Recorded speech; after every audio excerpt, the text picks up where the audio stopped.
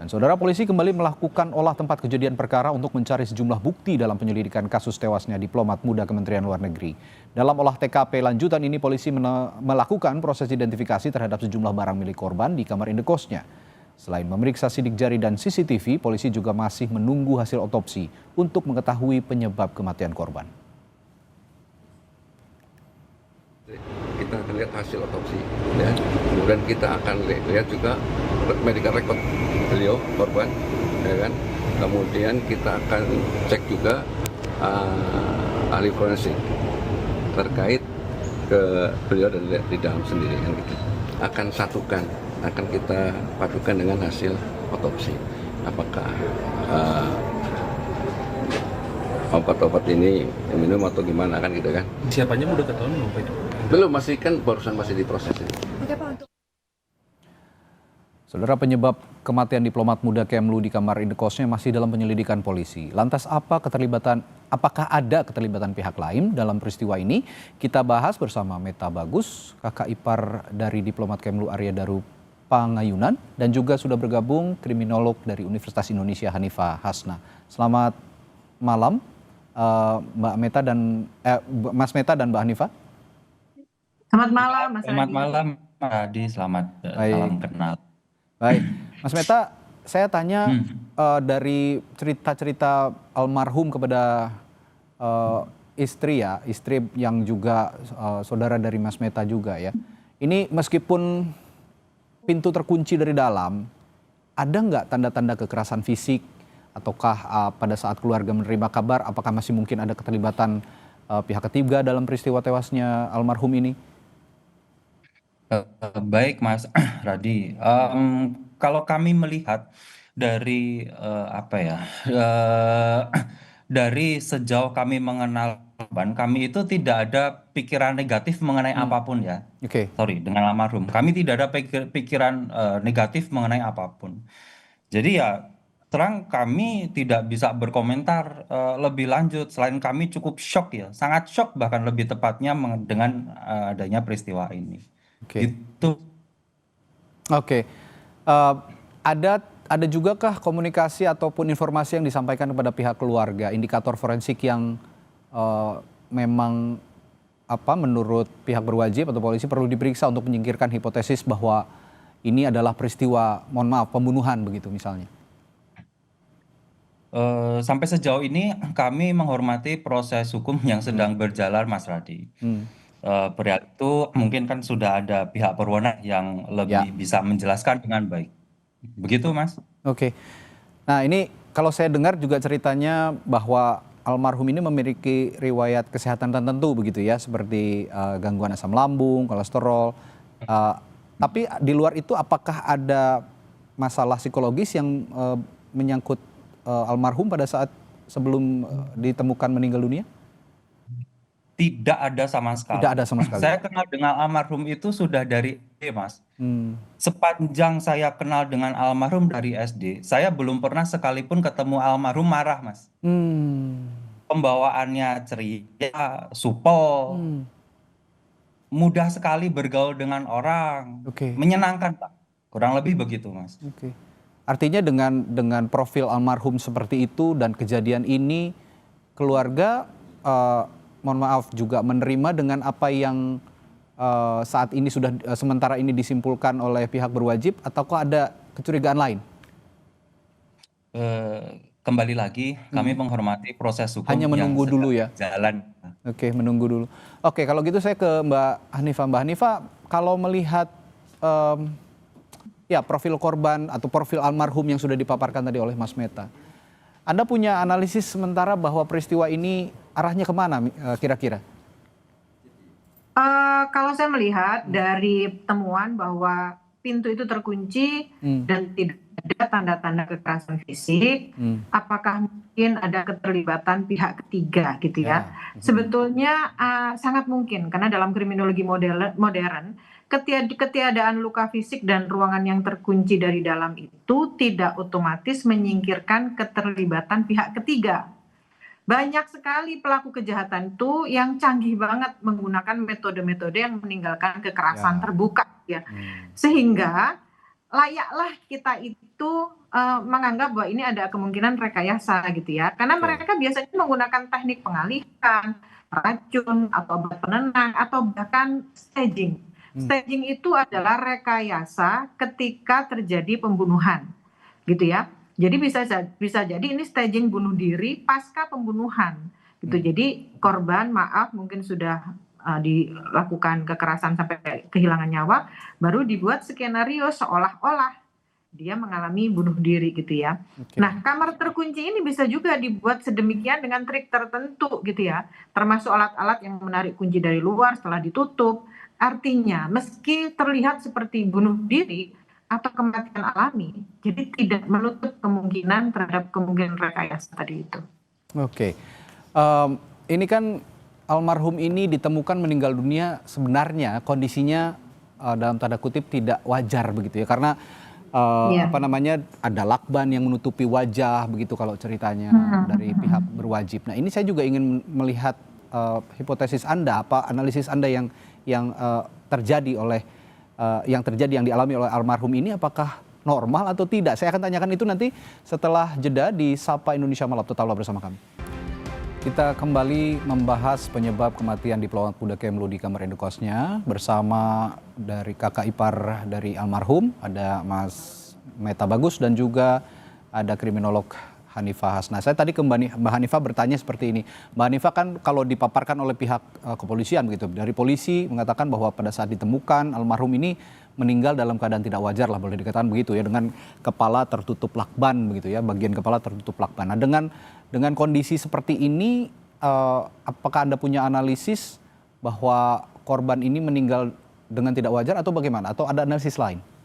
Oke, kalau meninggal tidak wajar itu pasti ya, karena orang meninggal itu kan ada 4 sebab. Yang pertama karena sudah waktunya, yaitu karena sudah tua. Yang kedua karena dibunuh. Yang ketiga bunuh diri. Yang keempat karena sakit gitu ya. Nah, ini kalau kondisinya seperti itu berarti kan layak kita sampaikan bahwa ini adalah kejadian yang tidak lazim. Nah, selanjutnya ketika disampaikan bahwa ini adalah bunuh diri, sepertinya sangat tidak mungkin. Karena kita melihat dalam kondisi tertutup seperti itu, terus ditemukan dalam kondisi yang sangat rapi, ini mengindikasikan ada seseorang atau pihak ketiga yang membuat korban ini menjadi serapih itu gitu ya. Kan kalau dia melakukan pembalutan sendiri, berarti ada kondisi ketika korban itu mengalami sesak nafas sehingga ada gerakan-gerakan yang asimetris. Tapi ketika ditemukan ini kan dalam kondisi yang sangat rapih gitu ya, dalam kondisi terselimuti dengan bagus gitu ya.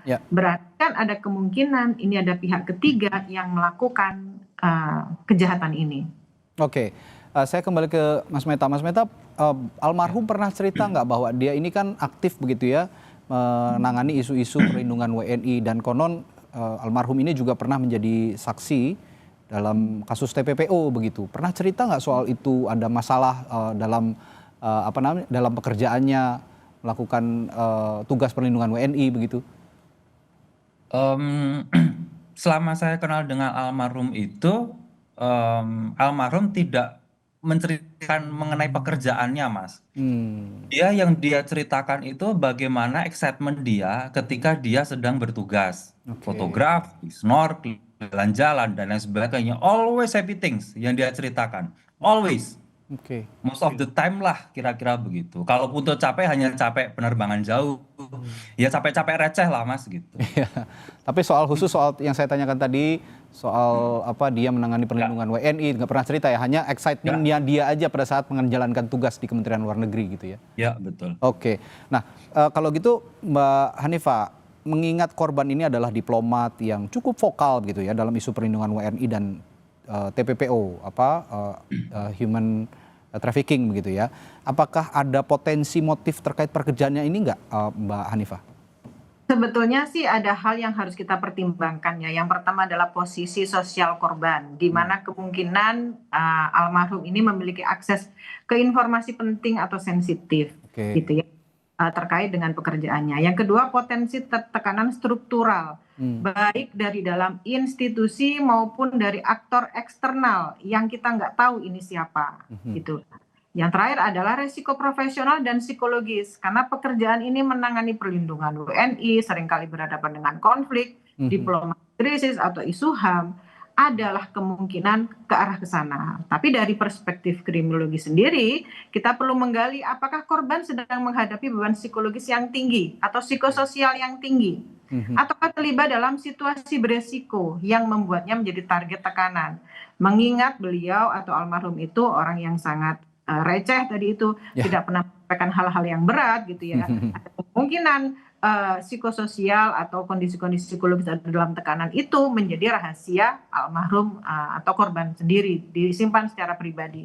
Ini yang kita bongkar ya. Oke, Mas Meta, terakhir saat-saat sebelum almarhum meninggal, adakah komunikasi bahwa ada kunjungan atau kontak terakhir yang diketahui oleh keluarga sebelum almarhum ini tidak bisa dihubungi pada subuh 8 Juli oleh sang istri?